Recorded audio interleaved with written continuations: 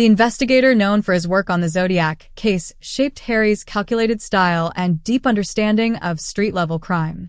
Bill Armstrong added the emotional struggle of a cop tied to regulations yet suffocated by bureaucracy, while Frank Falson injected the raw toughness and unfiltered aggression that defined Callahan's relentless, no-mercy attitude.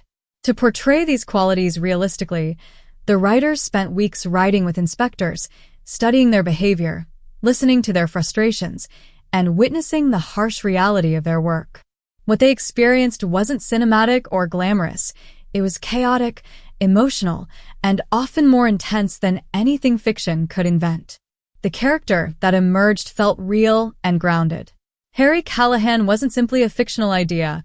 He was a composite of the city's toughest men, assembled from real stories too brutal to fabricate.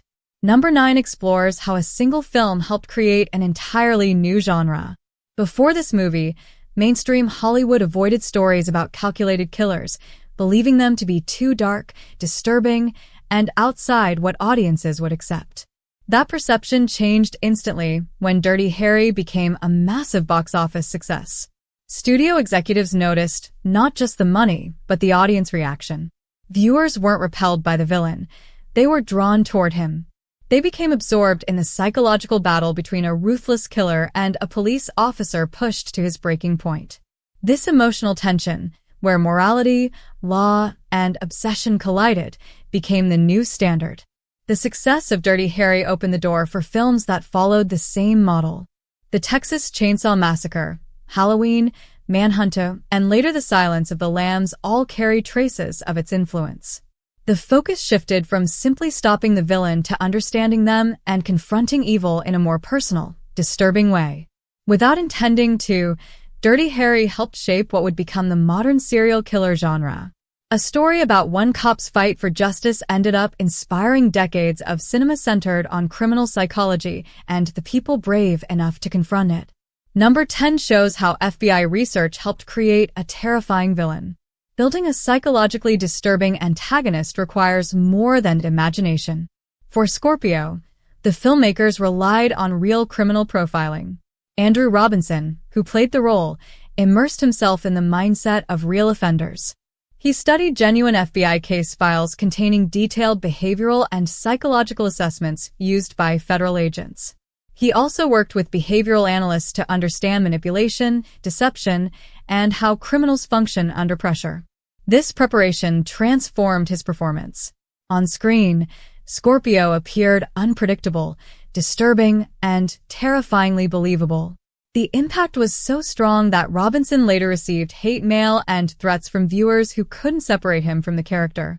He admitted the role haunted him long after filming ended, describing it as an emotional descent into darkness that was difficult to escape. Number 11 focuses on a scene that sparked legal controversy. A moment where Harry Callahan forces information from Scorpio without reading him his rights ignited nationwide debate. Legal experts were alarmed, and soon law schools across the country began using the scene in criminal justice courses. Professors introduced the term, the Dirty Harry problem, to describe the ethical conflict between obeying the law and stopping dangerous individuals at any cost. Civil liberties organizations criticized the film for glorifying violations of suspects' rights, while some law enforcement groups praised it for honestly portraying frustration within strict legal systems. The debate became so intense that Dirty Harry became required viewing in multiple universities, not for entertainment, but as a teaching tool for constitutional rights, due process, and law enforcement ethics. One fictional scene evolved into a real-world case study. Number 12 explains how an iconic look was created by accident. Harry Callahan's rugged appearance wasn't designed by costume departments. It came directly from Clint Eastwood's personal wardrobe. When filming began, he arrived wearing his own leather jacket, dark pants, white shirt, and shoulder holster.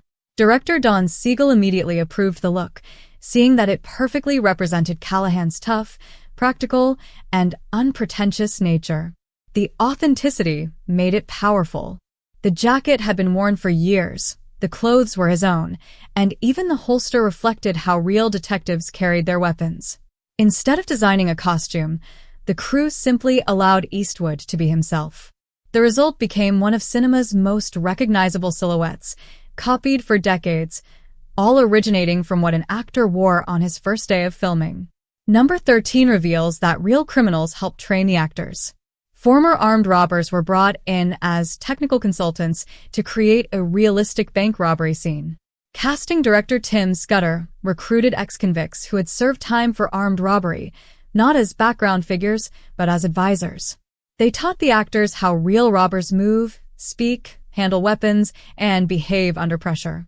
One consultant who had spent 10 years in prison explained that real criminals aren't calm or confident. They're afraid, desperate, and focused only on survival. Their guidance removed Hollywood cliches and replaced them with raw authenticity. The robbery scene gained an uncomfortable realism that viewers could feel, turning what could have been a routine shootout into something far more intense and disturbing. Number 14 highlights how the film was banned abroad and embraced underground. While American audiences filled theaters, many countries censored or banned the movie.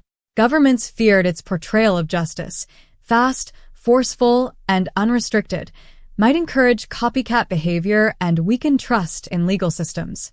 The United Kingdom initially refused certification, West Germany banned it for 3 years, and Australia allowed only a limited cut. Critics abroad called it irresponsible and dangerous. But banning the film only increased demand. Bootleg copies spread, secret screenings appeared in private clubs and universities, and underground film circles embraced it. Instead of damaging its legacy, censorship strengthened it. Dirty Harry became more than a film, it became a forbidden symbol. For many viewers, watching it wasn't just entertainment, it was an act of rebellion. Number 15 explains how fictional drama was rooted in real events. The school bus hijacking scene, though fictional, drew inspiration from real cases from the 1960s involving child abductions, hostage situations, and ransom demands. Writers studied these events to capture authentic fear and emotional realism. To protect the child actors while maintaining realism, trauma specialist Dr. Leonard Turr was consulted to guide performances without causing real distress. The result was a tense, unforgettable sequence that felt disturbingly real. Audiences weren't just watching fiction, they were seeing a reflection of fears that already existed in the real world beyond the screen.